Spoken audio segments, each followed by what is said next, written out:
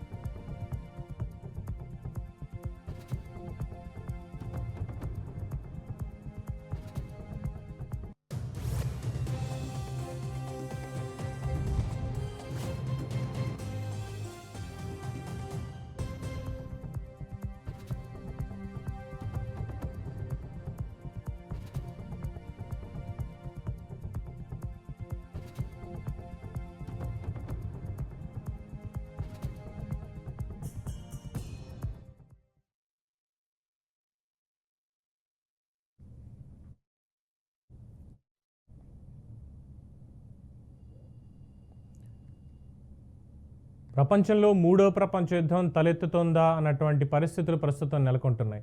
Russia Ukraine మధ్య యుద్ధంలో ఇవాళ కీలక పరిణామం చోటు చేసుకుందనే చెప్పాలి.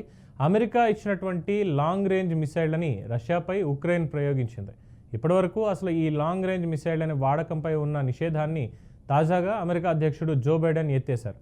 ఈ నిషేధం ఎత్తివేయడంతో ఉక్రెయిన్ మంగళవారం ఈ దాడులు చేసింది. ఇక ఈ మిసైళ్లను నేలకూల్చినట్లుగా రష్యా వెల్లడించింది.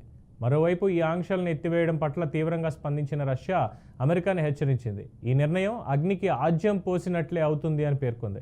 ఇక రష్యాకి ఉత్తర కొరియా నియంత అధ్యక్షుడైనటువంటి కిమ్ జోంగ్ ఉన్ మద్దతుగా నిలవడం, అటు ఉక్రెయిన్కు అమెరికాతో పాటుగా నాటో దేశాలు మద్దతు పలుకుతూ ఉండడం, ఇలాంటి పరిస్థితుల్లో రష్యాపై ఉక్రెయిన్ ఇటువంటి భీకర దాడికి దిగడం, అలాగే అమెరికా ఇచ్చినటువంటి లాంగ్ రేంజ్ మిసైళ్లను వాడడం చూస్తూ ఉంటే మరోసారి మూడో ప్రపంచ యుద్ధం పరిస్థితులు ముందుగానే రాబోతున్నాయా, అది రావడం ఖాయంగానే కనిపిస్తోందని కూడా చాలామంది మాట్లాడుతున్నారు.